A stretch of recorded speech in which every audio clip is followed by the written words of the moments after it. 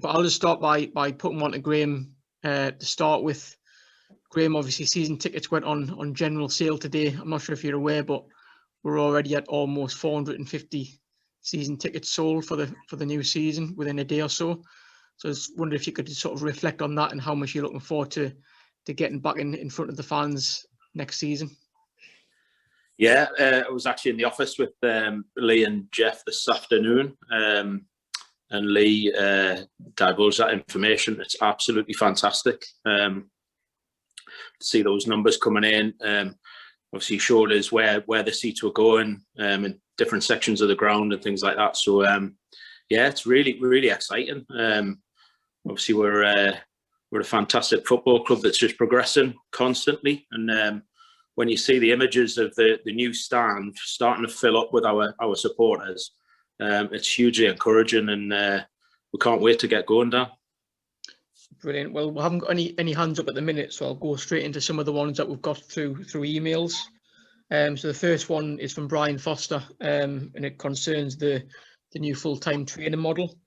He's asked basically what the structure of the week's going to look like compared to last season, now that you've got all the players in on a full-time basis. Yeah, so it gives us license to pretty much do what we want. You know, I mean, fortunately myself and John have been involved in lots of football clubs who have been full-time and done it different ways. So we've come up with our own kind of plan for the weekly schedule. We'll train, so if we go through the kind of week from Monday, it'll be training Monday, more than likely a gym session, dependent on whether we've got a game on Tuesday or not. Train Tuesday, or have a game Tuesday. Now, if there's no game on a Tuesday, the lads are fully aware that there's going to be a bit of a beasting session, for want of a better phrase. So it'll be a tough day Tuesday, whether it's a game or a tough training session. And then Wednesday will be recovery day. Thursday will be nothing on the leg, so it'll be analysis day, going through the footage of either Saturday or Tuesday or both. Friday will be prep day for the game on Saturday. So that's how we're structuring the week. Obviously, that has huge advantages in terms of time on the pitch with a full squad compared to what we've been used to over the past few years. It gives us advantages in terms of recovery time for the players. So over the past couple of seasons, while we've been in kind of our hybrid model, we've trained Thursday evening because the lads who were working during the day could only make it at 6:30 at night. Friday morning, and then obviously game Saturday. Now that had its issues in terms of recovery times from the Thursday night to Friday morning to Saturday game time. So we're hoping that the structure that we've come up with is going to benefit hugely in terms of time on the training field with the lads, time in the video room doing analysis, and obviously the recovery time before matches as well. So that's the way we're going, Dan. Brilliant. We've got our first hand in the air from Mark Jackson. I'm going to unmute Mark now. So Mark, if you want to unmute yourself, and then you can ask your question. Yeah, done it. Just a couple of things, Graham, was when it was mentioned about the full-time module going into place, there's a couple of players that were mentioned I seem to remember. One was Robert Briggs, regarding whether, you know, his work commitments, what would happen there. And the other one, it seems to be about Jason Gillespie, the possibility of going to York. Are them still possibilities, or have I picked up that wrong somewhere? Graham, you're just on mute there. Yeah, I can't hear you, Graham. Right, sorry, Mark. Yeah, so now you've kind of brought two people up who we need to talk about. Robbie, we're working through the situation at the moment. He's gone to his boss at work and asked for the time off that we require to attend some of the training, and we're working through that at the moment. So far, discussions have been really positive. So we're hoping within the next few days, possibly next week or two, really, to get to the bottom of it and have some good news on that front. And then Jason is out of contract at the moment, at the end of the season. So we just have to wait and see what Jason wants to do with that. All right. The other thing, when Lee done his this thing with Lee was mentioning about obviously recruitment and things, and he was saying that the thing will probably go down the loan route a little bit more than we've used before. Is that something that's... So yeah, I mean, that's a valid point. We're going in with a smaller squad this year than we generally have done. So at certain points last year, we were actually carrying 24 players. We're probably going to be looking more like the 19, 20 mark. If we hit a spell where we get injuries to key players, we may well go down that route of the loan market. And then obviously we have to do our work now, building up a knowledge of players that we might want to go and request the services of for a period of time if we have, let's say, injuries to key players. Hopefully that doesn't happen. Hopefully we get off to a really good start and we stay injury free and we utilise the players we have. But it's definitely an option going forwards, yeah. The other thing is, like, we're on the recruitment as well.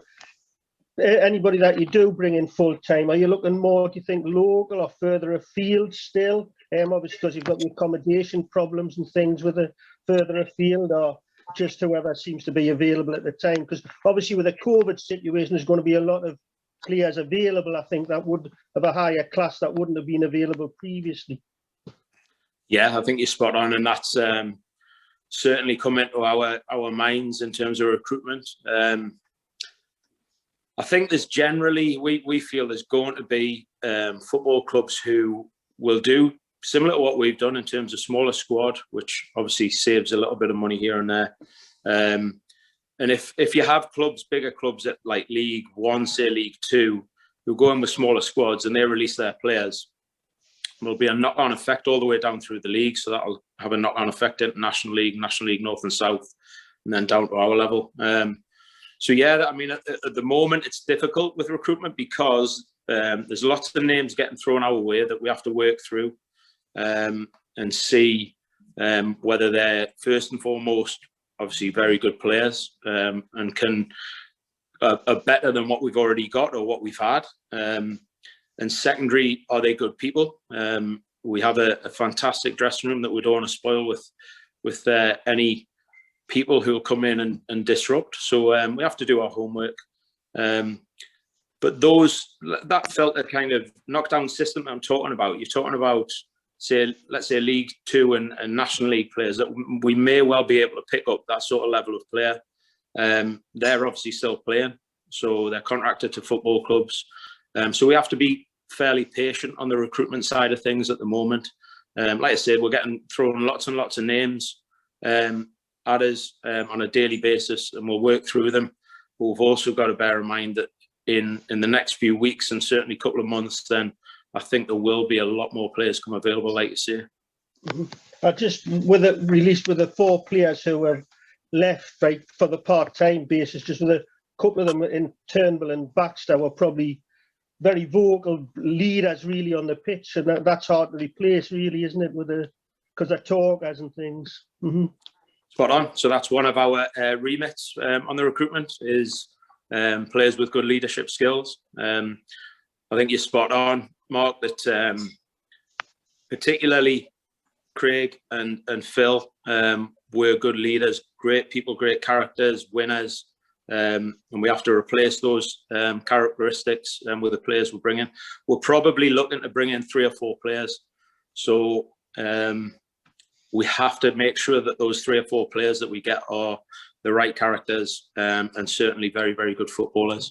So yeah, leadership skills is definitely high up on our list of requirements. That's great. That's great. Okay, thanks, Mark. Really.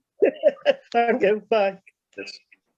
Right, thanks, Mark. We've got a handle from Craig Hilton as well, so I'll throw it over to Craig Hilton. I'll ask you to unmute yourself now, Craig. Yeah, all right. All right, Craig, how are you doing? Yeah, I'm fine, mate. Yeah. Just a quick question, Graham. What happened to Jamie Sterry, mate? Yeah, so look, Jamie came to us obviously wanting to play because he hadn't played much. Jamie has his sights set on playing back in league football. So he came, we knew what the situation was, Craig. We knew that Jamie was a very good player. We knew that his aspirations were a lot higher than the league that we're in at the moment. We were hoping that he would come at the football club. We obviously may get promoted, and he kind of goes on the journey with the club. But I think it's safe to say that he's probably in the same boat at Hartlepool as well, where he's gone there for some game time. We'll see what happens. But I really do think that he'll want to secure some league football within the next year or two. Right, cheers. Thank you, Graham. Okay, no problem. Thanks, Craig. And just a follow-on question from that, Graham. Brian Foster also sent one through along similar lines, asking if we're looking to build sort of stronger links with some of the full-time clubs in the region, the likes of Newcastle, Sunderland, and Middlesbrough. So we might be able to pick up players who come out of under-23 football, like Jamie Sterry, in the future. Is that something on your mind to sort of keep building? Yeah, we're always looking to build. I mean, we already have good relationships with the clubs. So we have fantastic links and ties with Sunderland particularly. Obviously, we utilise the services of Scotty Pearce just on a consultancy basis to help us with the S&C at the moment. We're in regular contact with Elliot Dickman at the 23s, and wish Elliot all the best in his recovery, because I believe he just broke his leg the other day. So Craig Little at the Borough 23s actually played with Craig at Aston Villa for a brief period in the reserve, so we have good links there. Newcastle have been great with us as well. So the links are there. I think the stumbling block with players coming to our level will be the player themselves, not the football club. So as you're probably aware, some footballers have big egos, and they think that if they're at a Premier League football club, or let's say a Sunderland League One football club, then dropping to our league is just, for want of a better phrase, beyond them. They're too good for our level. Now, that may well be the case with a lot of 23s players, but it's certainly not the case with all of them. I think sometimes, and it's been proven with some 23s players we've actually used ourselves, who've actually struggled at the level. So yes, you can kind of come up with names like Jamie Sterry. Obviously, Jamie's slightly different because he had played league football with Coventry. So he'd had senior experience. It wasn't just 23s. But certainly players who kind of have been brought through that system and haven't played any senior football sometimes struggle when they come to the physicality of our league. Yeah, definitely. I think Jordan Rossiter's waiting to ask a question, so I'll unmute you, Jordan, now, and then fire away. I'll agree with you, mate. All right, Jordan. Hi. I was just thinking, sometimes I think we're too nice on the pitch. I know you want to play football, but you need the Carl Finnegan type who's going to wind players up and back your team up and play football as well. Yeah. Because the last season I thought a bit too soft. Right. And I just wonder. Look, Carl was one on his own, because we loved Carl to bits, but I think it's safe to say that Carl would wind other players up, but he would wind himself up at the same time as well. Yeah. So Carl was brilliant, and look, we obviously were disappointed when Carl left, but yeah, certainly I would agree. We are, and that's not having to go at our players. They're a nice bunch of lads, and sometimes that can translate onto the football pitch. Now, it's something we have to address, and we've brought it up, and we're almost talking when we have meetings about, can you develop that kind of personality where the white line almost becomes like a mark for you to change character, where yes, we want nice people off the pitch, but we don't necessarily want nice people on the pitch. Now, that's not to say we want people going around giving silly fouls away and doing stupid things. We want competitors, we want winners, and we want people who are brave, who will go and stick their foot in and win headers when required. So yeah, it's just getting the balance right between the two. We're definitely going to carry on our way of playing what we feel is the right way, with the ball on the deck as much as possible. But even a good tackle gets we the crowd definitely going. need to develop the steel side of the game. Yeah, all right. That's okay, fair enough. Brilliant. Okay, thank you, Jordan. Cheers, Graham. Thanks, Jordan. Grant, one of our younger supporters, he's got a question to ask, so I'll unmute Grant now. Right, Graham. Hiya, Grant. Not how you're building the new stands in. It's just, what will the capacity be of it? Oh, I think that would be more of a question for Lee, but I would hazard a guess. Dan, do you know the actual what the capacity is going to be going to? I know that has the stand got 1,000 or approximately 1,000 seats? Yeah, the stand's got just short of 1,000 seats. I think it's between 900 and 1,000. I don't think we know what the actual capacity of the ground is going to be at this stage. I think that's still to be decided on. I think there needs to be inspections and things like that, but I think that'll come out at a later stage. But at the minute, I think we're just focusing on getting the planning application through and hopefully have some positive news on that soon, and then we can maybe progress with the capacity issue. Right, thanks. Cheers, Grant. Thanks, Grant. Yes. Right, so we'll go to another one of the emailed questions. This one's from Dave Arkley. I think he's on the call tonight, actually.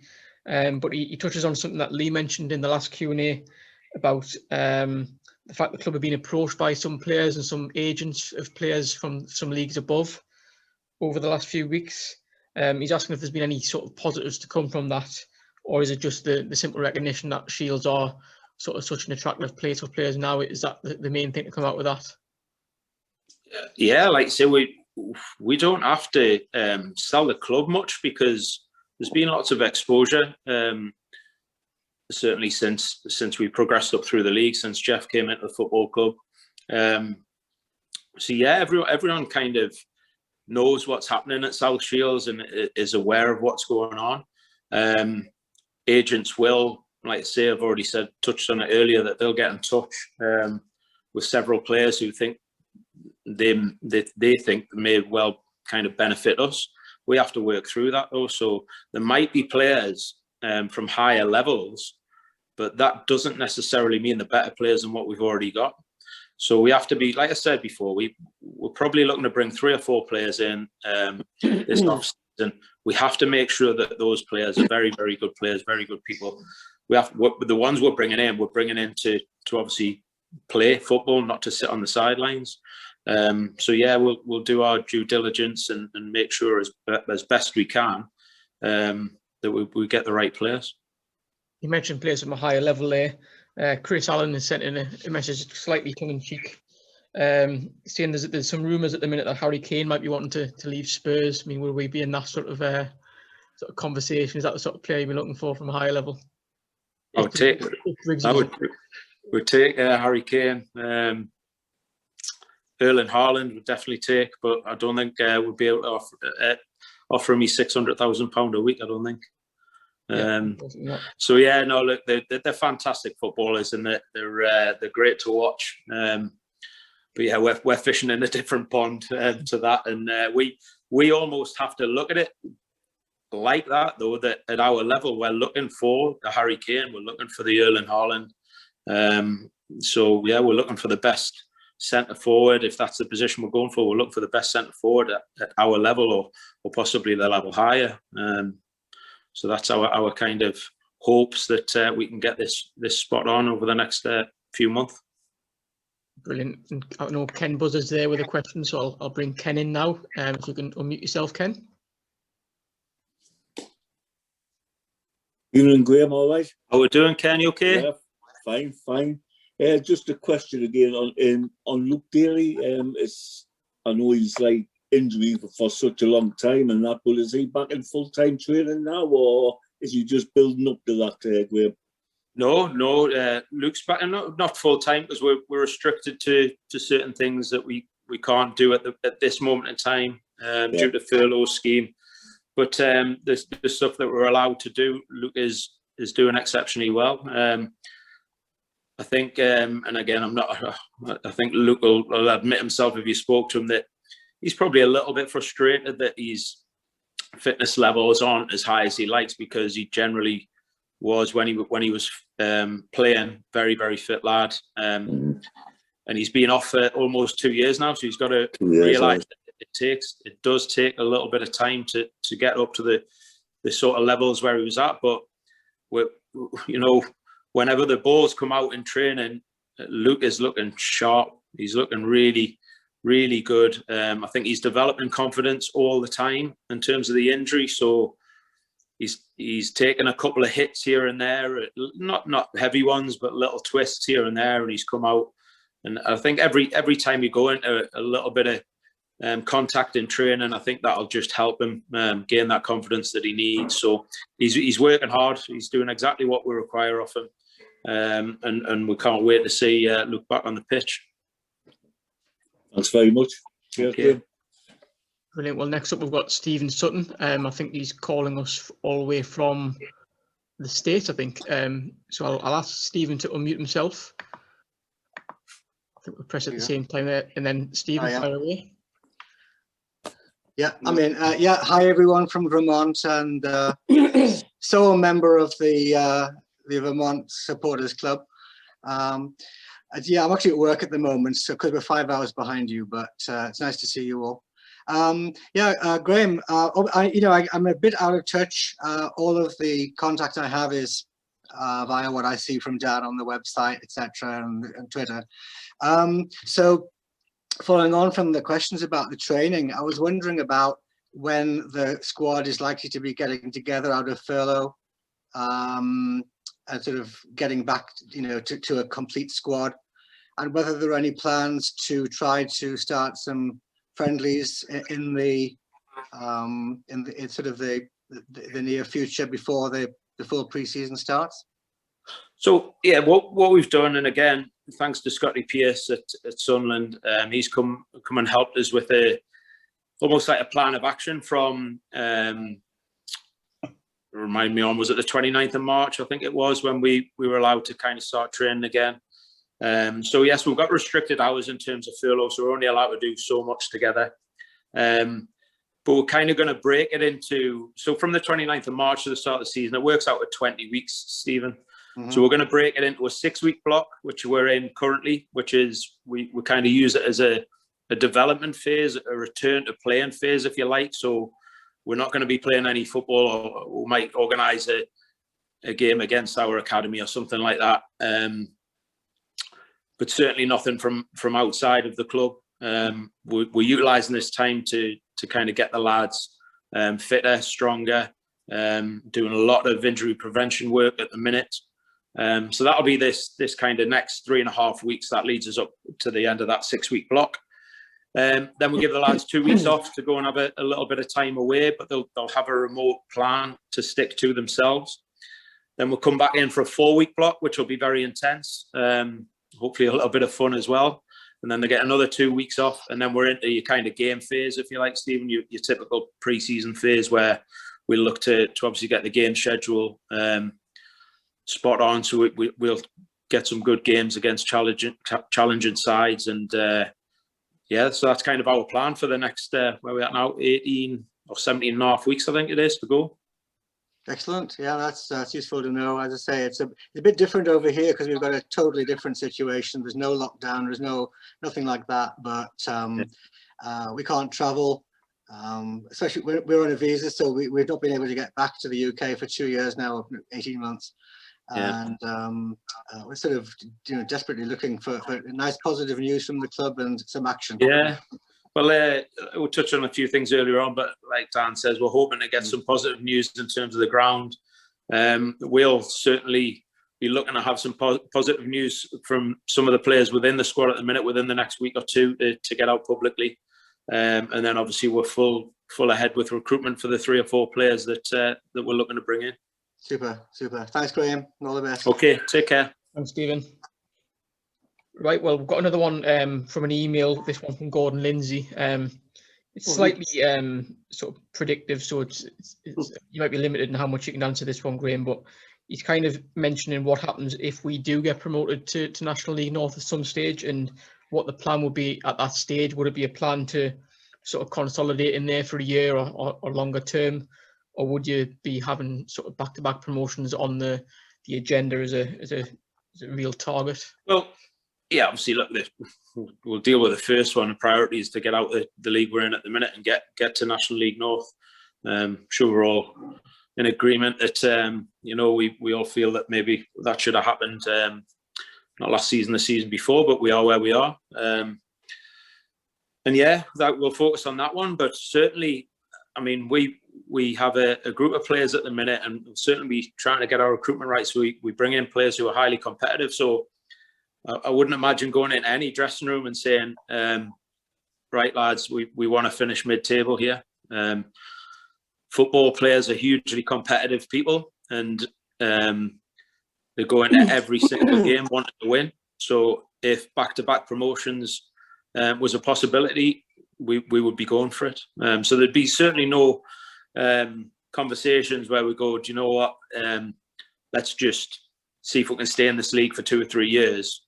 Nothing could be further from the truth. We will try our best to get promoted again.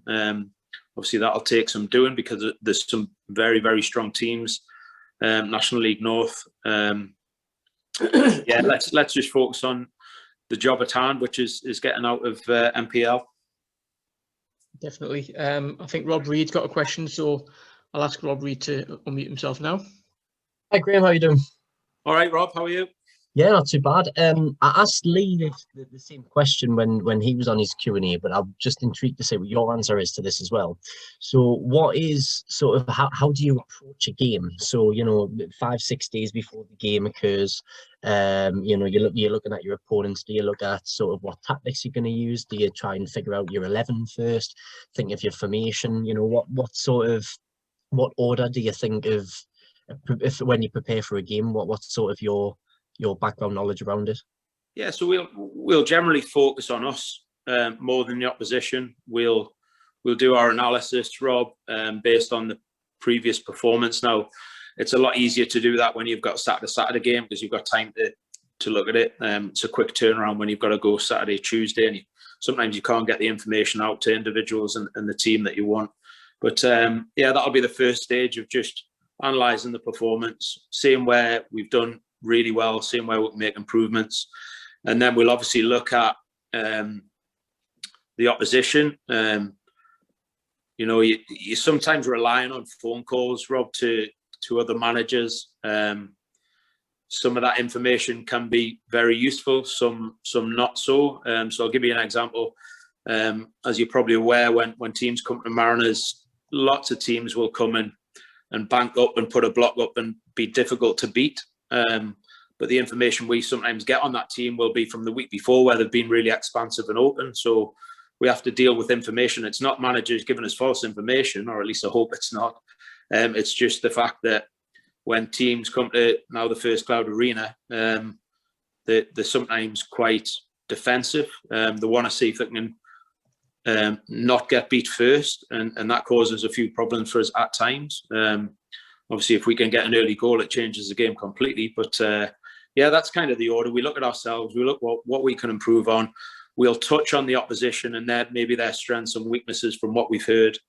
We will be getting people out to go and watch the opposition at times this year. We'll particularly use that more in cup competitions than we have in league, just because of the expense and things like that. Rob, to go and watch opposition every single week is expensive, as you'd expect. And it's benefited us, as you've seen with some good cup runs. It's really benefited us over the years to go and do that homework on opposition. So we'll be trying to utilise that as much as we can. So do you think, just when you touched upon cup runs there, obviously we've been successful in cup runs in the past. Do you think it's because maybe it's easier for us to have more information on sort of clubs in a higher level than it is for them to get information about us being at a lower level? Do you think we can use that to our advantage? Yeah, I mean, I think that if they're from a higher level, let's say Halifax or Cheltenham, let's just go with them two examples. They won't have gone into the games against us with no information. They'll have done their homework. So they'll have done reports on us and they'll have done their due diligence. Certainly right in terms of the footage that you can watch and get a hold of, there's more available to you in terms of teams from higher leagues and higher up.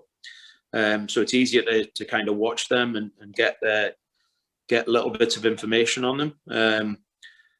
But yeah, it's definitely something that we kind of have used and we want to use it a little bit more, but it has its cost implications. So you've got to be aware of that it's not something we can kind of just go and throw thousands and thousands of pounds at. We've got to be a little bit kind of shrewd with that and utilise it at the right times.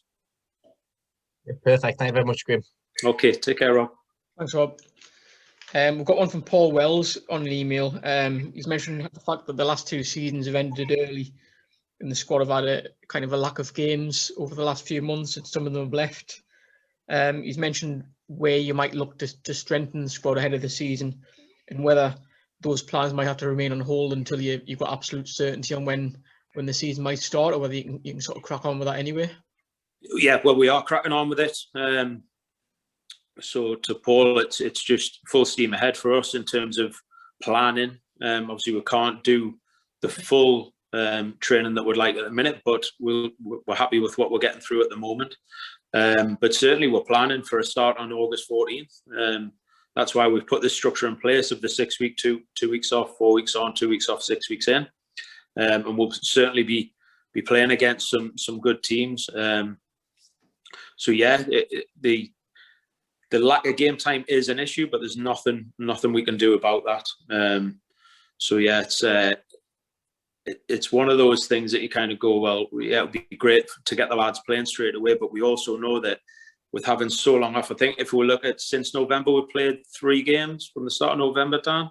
Mm-hmm. So if we then just went, right, lads, we're going to go and play some games of football, we're just opening them up to injury issues straight away. So the process we're going through, we think is going to be really beneficial.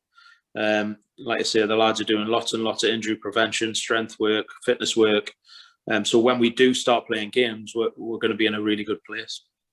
There's obviously a lot of excitement around the club at the minute with the plan for the new stand, the new pitch going in, a lot of the other changes that have been made around the ground.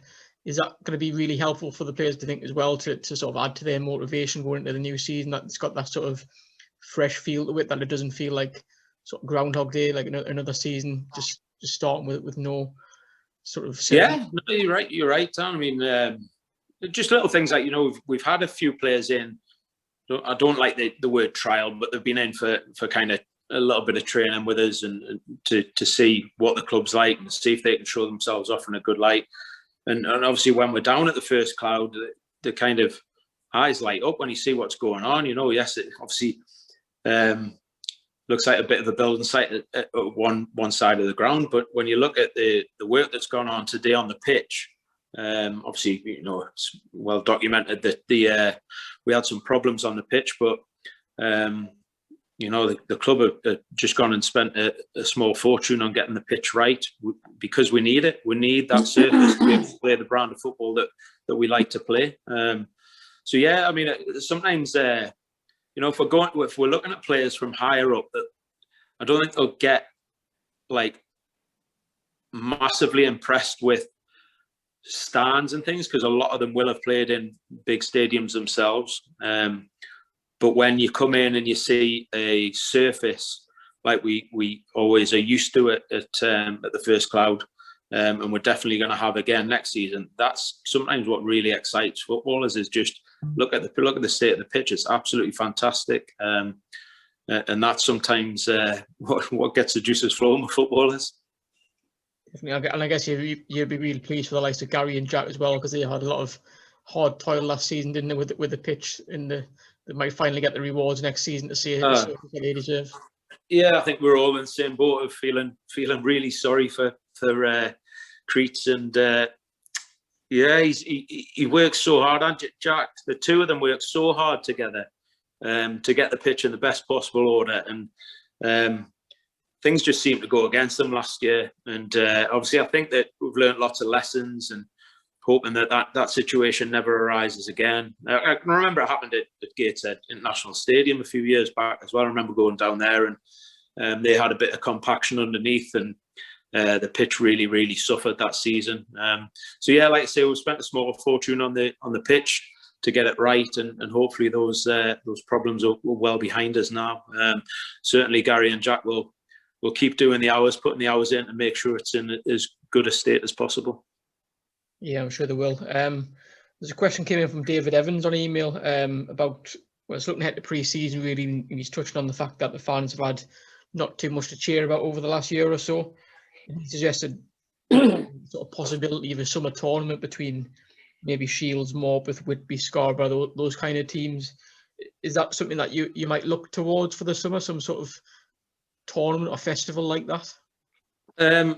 Yeah, openly and honestly, I don't like playing against teams from our league pre-season. I think you don't really want to give too much away. We'll look to play possibly a couple of teams from Northern League level local games, and then teams from higher levels as well to test ourselves. So we'll get the games program right. I think tournaments, we've been offered the chance to possibly enter a tournament, but you're talking about like 3 games in 3 days, and with us having a smaller squad, it's possibly not going to be the best thing. If you have a big squad, that you could possibly do a 3 games in 3 days scenario, but with our small squad, it's not something that we're interested in. We just want quality games of football. Make sure the lads are ready to go. Make sure that we're not risking them with injury as best possible. But we're just looking forward to when we do get started. Hopefully welcoming back as many supporters as possible and putting on a show for them. Absolutely. We've got a couple of hands in the air now, so the first one of those is Christian Bond, so I'll ask you to unmute yourself, Chris. How are you doing, Graham? Christian, you all right, mate? All right, mate. How are you doing? Good. You need to get that barber's mind. I know. I tell you, you've obviously already been in there. We both the hairdresser, so I'm laughing. I'll try and get there later this week. Just a quick one. Obviously, we've lost back and 20, massive for the club, and really. Yeah. We've already got the right back. The right back. It's plain to say Jordan's the best right back, and he was obviously the natural successor. Callum Ross is obviously 20's natural successor, brought in probably a year earlier than he would wanted, really. What positions, other positions will we be looking for? We'll be looking for maybe as a left back or someone to play right across the back. And well, look, we're delighted with Blair. If we're playing a back 4, I don't think we're going to be in the market for a left back. No, I didn't mean to replace Blair. I meant maybe someone to play all across in case he got injured, because he did play in a 3. Yeah, I mean, obviously one of the questions earlier on was a loan market. So look, first and foremost, Kempy played at Bamber Bridge last season at left back and did a really good job. So we know we've got a little bit of cover there. If we don't see that as being a possibility, let's say if it's a Blair got injured, then we would possibly go down the loans market to see if we could utilise that. So yeah, these are all considerations going forwards. But look, we'll be open and honest and say that the top end of the pitch is where we're looking to bring players in. We need players who are going to make a difference. So the lads you've talked about so far, Christian, are at the back end of the pitch. Obviously really happy with Miles. Dylan's obviously got at least a year left on his contract. And then obviously the old man Shaw, we'll see how much we get out of him this year. He still thinks he's going to play at least 45, I think. We've obviously got Wouter, we've got young Dom Agnew at the back. Obviously you said Rossi, Lowy. So there's lots of players. Again, Briggsy, hopefully we can get that over the line soon as well if everything goes well. So yeah, it's more top end of the pitch we're looking, Christian. To bring in some exciting talent who can do something different. We obviously had games last season where teams came and sat in and we just didn't have that little bit of guile, a little bit of quality to open them up and get the first goal, and we ended up suffering because of it. So hopefully we can bring in 2 or 3 players at the top end who are really going to excite new supporters.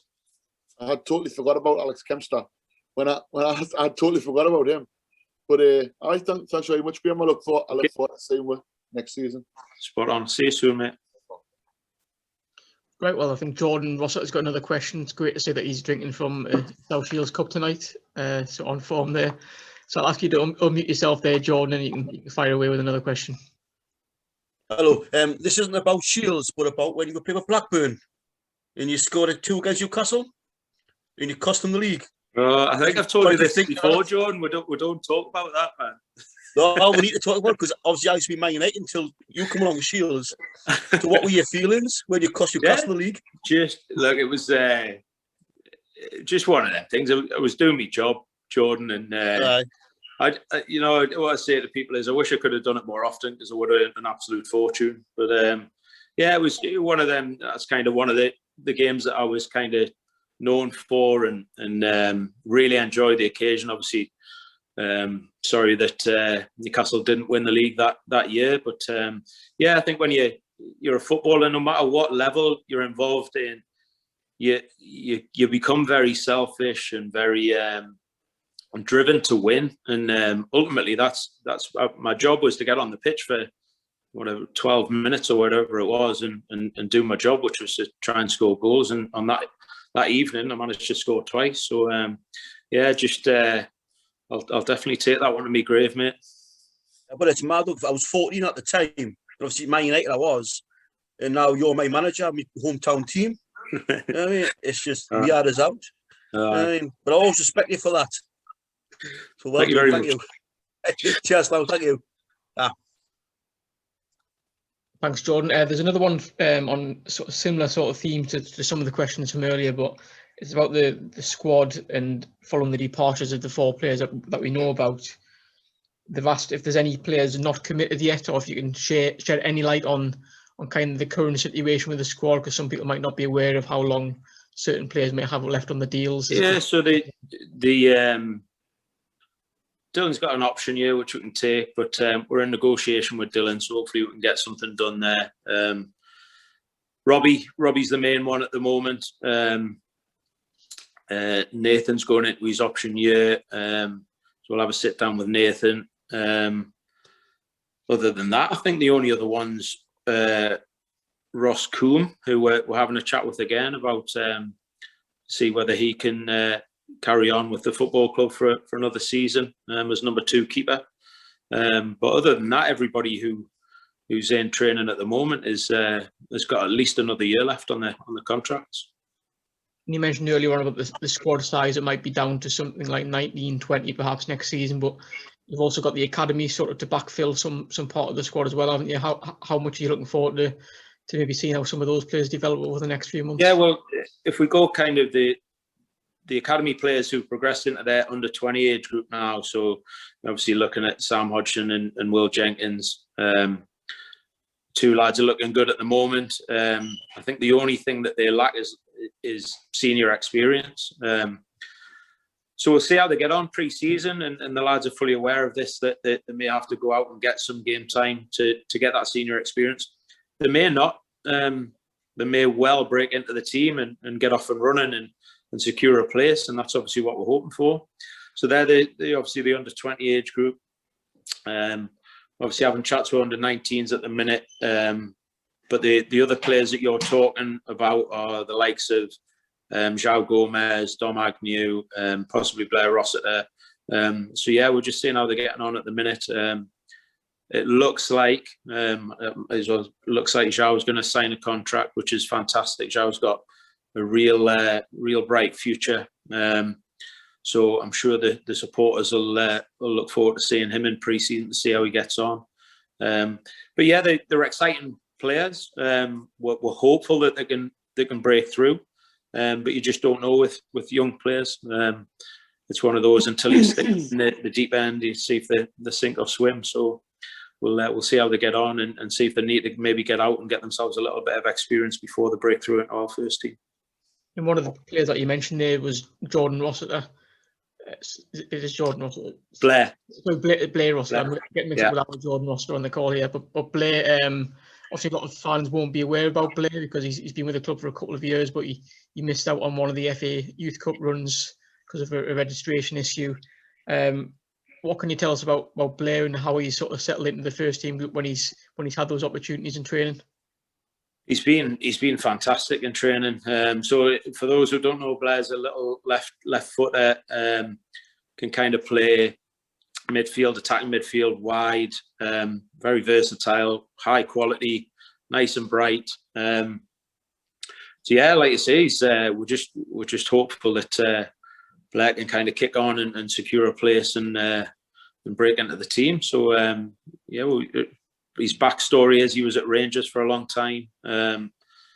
Obviously, he got put on our radar and we brought him down. We're really impressed. We played a friendly game against Ashington. When would that have been, Dan? I think it was back in December, wasn't it? December, yeah. And obviously Blair played a part in that game and did very, very well. The management team at Ashington were very complimentary about him after the game. So yeah, we're hopeful again that he can really kick on and start making inroads into the squad and the team. A few people have joined the call late, so they missed some of the answers from earlier on. But one of them's asked about Luke Daly again. Obviously, you mentioned him earlier, but can you just touch on again the progress that he's made and how much you're looking forward to having him back in the group next season? Yeah, so he's been through an awful lot, as everybody knows. He's obviously been nearly almost 2 years now of injuries and setbacks. And what I will say about Luke, on top of what I said earlier on, is just he's just a real hard worker. He'll push himself and he'll get himself to where he gets to, because he will work hard. He's having issues with little things like he gets tight hamstrings because they obviously took a graft out of his hamstring to put into the knee.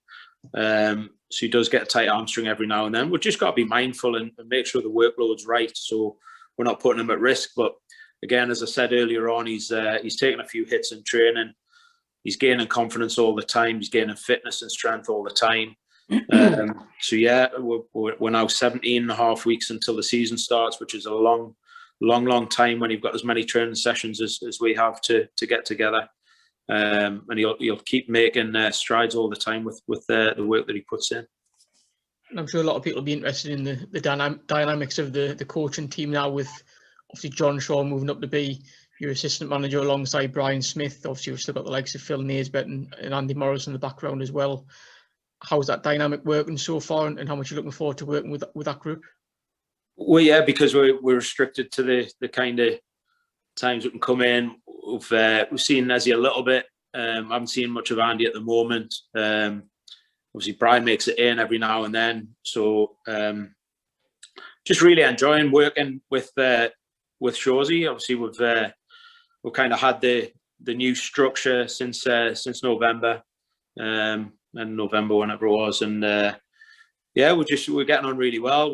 We have similar beliefs, similar values that we stick to, and the players respect. We'll both like to play the game the same way. We like the brand of football that we play. So yeah, I'm just enjoying working with Shawsy on a daily basis. He's fantastic to be around. The lads absolutely love him to bits. He's certainly if they're doing a knock on my door and they want to go for a little bit of advice, Shawsy's a man to talk to. He's got a lot of experience himself. And for those of you who don't know much about Bry's just a fantastic person to have around people. He's just a people person. And again, he's fantastic with the players in terms of advice and just being that kind of person to bounce off. So yeah, we feel very fortunate, not just with the first team environment with the lads that you said, and Joe, Shawsy, Bry, Andy, and Phil, but throughout the whole club. Dan, we're blessed with good people. You know, you look through the academy. Obviously, Blair Adams is working there with Jamie and Wes and Mike and others, and they're just brilliant people to have around. You know, we have a bit of coaches crack on a Friday every week, and it always becomes a lively debate or a little bit of a laugh and a joke. And it's just, like I say, it's just brilliant to work in this sort of environment.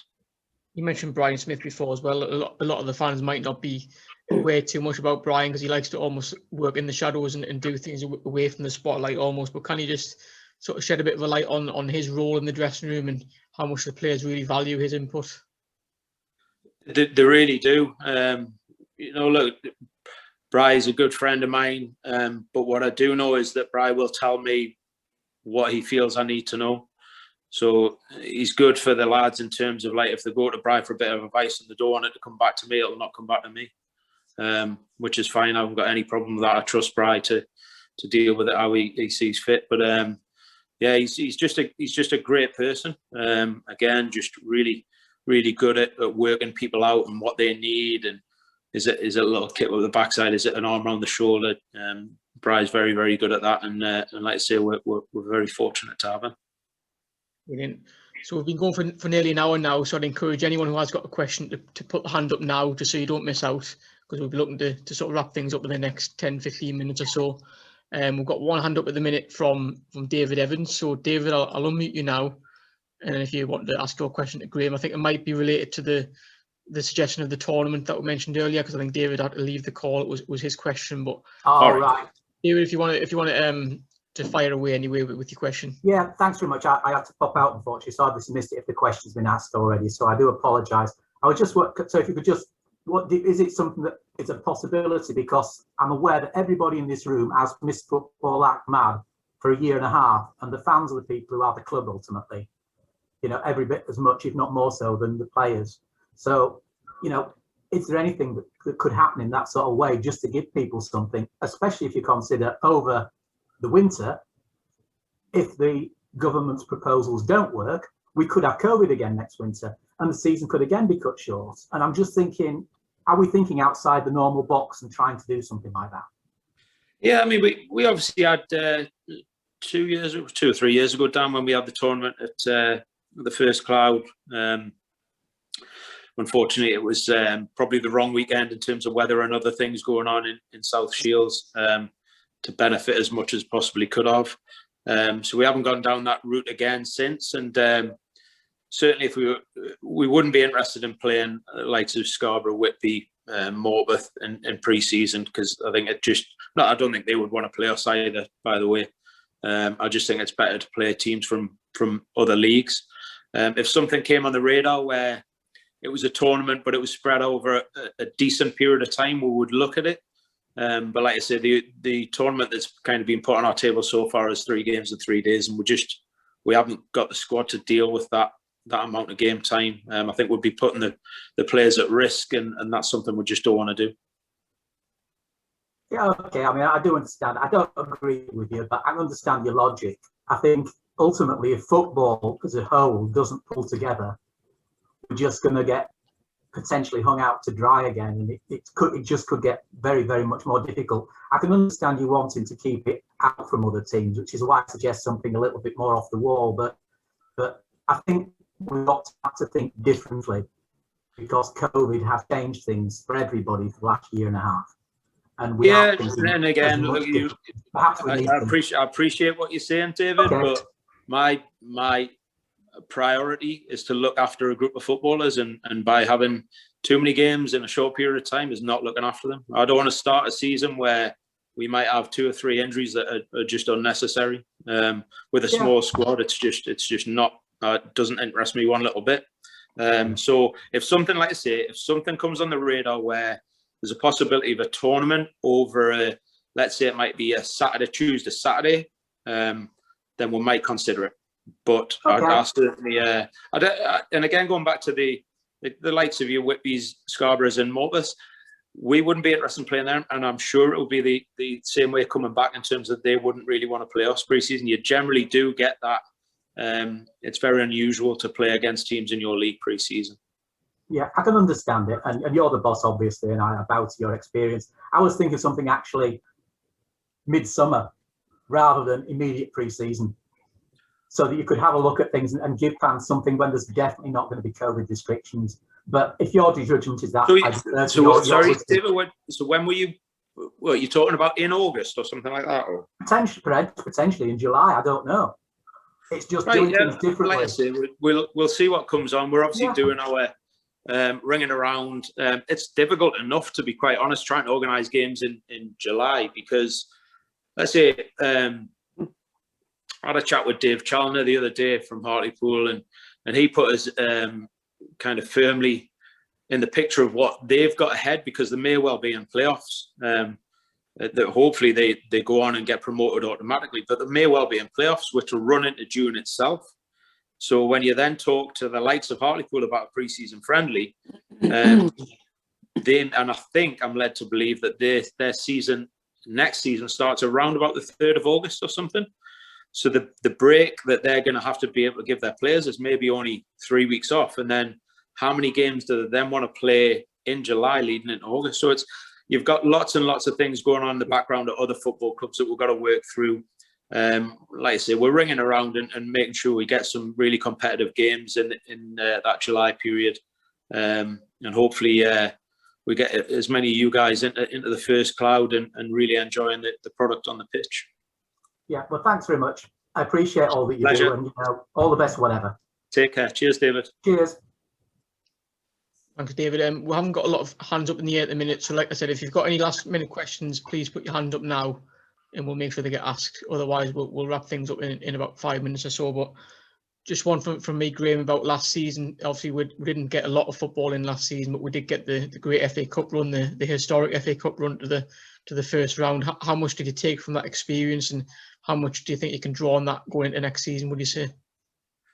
Yeah, I mean, we just love any sort of cup run. I think it's great for the whole football club, and obviously that includes the supporters. Just the players love it, the staff love it, the supporters love it. Everyone in the area loves a good cup run. So yeah, we're hoping we can have another good one, whether it's trophy or FA Cup this year, Dan. But what we took from it was we obviously felt like we progressed from the year before, where Southport knocked us out of a cup competition. We progressed through them, so that was a step forward. I thought the Halifax performance was very, very strong, and we deserved to win that game comfortably. So it shows that on our day, we can compete with teams 2 levels higher. And then you've seen how Cheltenham have gone on since our game. That they're doing fantastically well. So it's no shame in getting beat off a team who's right at the top of League Two. We were actually really impressed with them. Not just the players that they've got who are very, very good, and obviously they have that big weapon of Ben Tozer throwing it in from 50 yards at the box, which causes problems. But they're just well drilled. They play the game the right way. They move the ball around. They test you, the probe, and they've got some threats up top. So it was a great experience for all of us. You know, we tested ourselves against a very, very good team. We just came up short. If Will McCalmley scored that chance at the end of the first half, who knows? We may have gone on to maybe sneak a win. But yeah, like I say, I was really impressed with Cheltenham, and they're the sort of games that we want on a regular basis. And if we can maybe get those 3 or 4 players that we're looking for, those games will come thick and fast. Definitely. I'll give everyone until past to get the hands in the air. So if any hands come in the air after past, that'll be kind of too late. So now's your chance to get your hand in the air if you want to ask a question. We've got one in the air at the minute, which is Rob Reed. So Rob, if you unmute yourself, you can ask Graham a question now. Yeah, Graham, if you could go back in time and someone asked you, you can only live your life as a footballer or as a manager, which one would you choose? Oh, footballer, without a doubt. It's a no-brainer, Rob. It's an unbelievable life. Look, I had my ups and downs. I certainly had a better start to the career than I did at the end. But if you were to say, so that I guess you would go that way, Rob. If your game's going well, you would be a footballer because it's hugely enjoyable. You get lots out of it. It's a great life. You go and see parts of the world that you would never see, probably. Meet people that you would never meet. But then there's the flip side where the game doesn't quite go well for you, and things get on top of you, and it's not a great existence, to be quite honest. So there's lots of ups and downs. But yeah, look, I'm blessed to be a manager, particularly at a football club like South Shields. But yeah, there's nothing quite like stepping over that white line, and particularly when you're doing well and scoring goals. There's just you can't get the buzz of scoring a goal as a manager, although it's obviously it's really exciting. But that feeling you get when you score a goal, it's just irreplaceable. Yeah, and I've just got one last question. Out of the current squad, who spends the most time doing their hair? Oh, goodness me. Apart from you. It's got to be Lowy now, hasn't it? It's got to be Lowy, yeah. Lowy would be right up now that he's got some decent whack of hair on his head. Yeah, I don't know. We're Jordan Hunter's actually got quite a big barn at the minute. I think he might be getting it chopped in the next couple of days. But yeah, look, they're just a fantastic bunch of lads. They have some really good banter. You know, if anybody kind of steps out of order, they're pulled into line by the players, so it's quite easy for myself, John, and Bright to deal with. But yeah, they do rib each other quite often, and yeah, Lowy gets a bit of stick. Jordan will get a little bit of stick. Trying to think who else there is. Luke Daly gets a little bit of stick. So yeah, it's just a good bunch of people to be around. Yeah, perfect. Thanks again for your time tonight, by the way, Graham. Cheers, Rob. Cheers, mate. Brilliant. Well, it looks like we've come to the end of the questions, so I'd like to thank everyone for joining the call tonight. Massive thanks to Graham for giving up his time. I hope you all enjoyed tonight and found it valuable to sort of fill in another day in semi-lockdown. So yeah, thanks to Graham for joining, and we'll hopefully have another Q&A for you soon with another member of maybe the playing staff or the coaching staff or somebody else behind the scenes. So if any of you have got any suggestions of somebody who you'd like to see appear in one of these Q&As, just drop us a message and we'll try and get it arranged. Once again, thanks for joining everyone. We've got a live quiz again tomorrow night, so join us for that. It's 7:30 if you're free. Sorry, that's on Thursday night. Join us at 7:30 on Thursday if you're free. But once again, just thanks everyone, and we'll hopefully see you at the ground soon. Just say, Dan, thanks for everyone for attending tonight. Really appreciate your time. Thanks, Graham. We can't wait to see you all down at the first cloud as soon as possible. Take care and stay safe. Good night, Graham. Thank you. You too. Good night.